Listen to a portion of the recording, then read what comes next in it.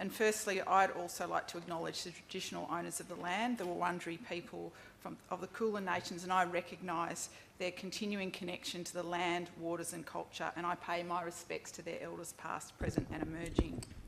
So thanks, Rod, for an great opening presentation in a quick 10 minutes, and really for us thinking and reinforcing the role of data and the role that everyone in this room contributes to the accuracy of this data and how it will shape the conversations that you have both locally and more broadly. But I think it is important for us to remember that also more always needs to be done to keep us on track. The data is important to our work. It assists us in focusing on our improvement strategies and those activities. But I would say to you, in thinking about data, what I sometimes see is what I call data grief. It's the grief cycle, often in response to your own or your organisation's data. It can happen quickly or it can happen over time. And it goes something like this, and it is real. Denial. I just don't believe it. Anger. This cannot be true of the work that I do or the work that we do. We work really hard and we work really hard every day. Then we might move into a bit of bargaining. This is just the cost of doing business. We're in a hospital, we have way too much work to do, there's not enough money, not enough of us, and it's never going to get better. And then it all gets a bit depressing. It's just all too hard to make a difference. But what I would say to you is if you move through this cycle and you get to a point of acceptance of understanding your data and your organisation's data, accept the data and really think actively about what you can do to improve that data, it will make a difference to the women and the babies and the families that you care for. Understanding what we see, knowing what women and families want, and be clear in how you deliver it. Whilst we may be experts in the provision of care, women and families are absolutely the experts in their lives and what will meet their own needs. We are in this room of like-minded people who care about what we do. And we also care about what matters most, making a difference to the lives of women, babies and families. And we all know what it looks like when it goes well, but equally we know what it looks like when it doesn't go so well.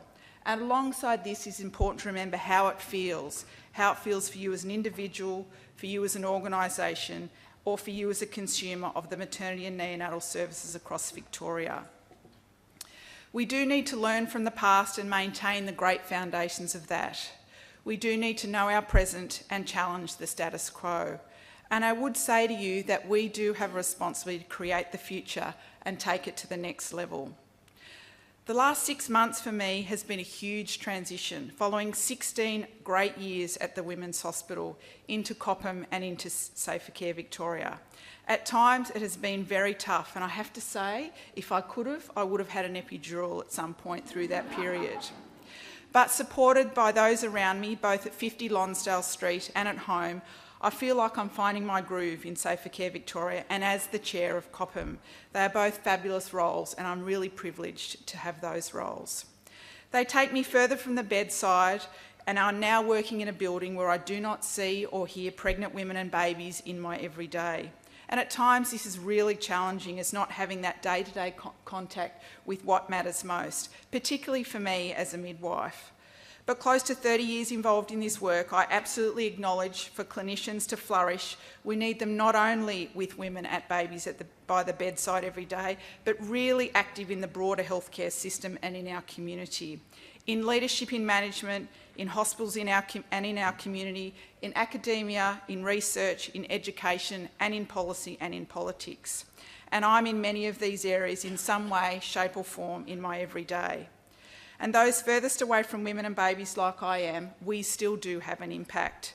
It's just that I don't get to see or feel what that impact is on a day-to-day basis. As you listen to the presentations today, they cover many aspects of the work that we do. What I'd say to you is think about what makes you tick. What is your role in the current maternal and newborn care setting? What gets you up in the morning, the afternoon or the night? And what actually keeps you awake when you do get a chance to sleep?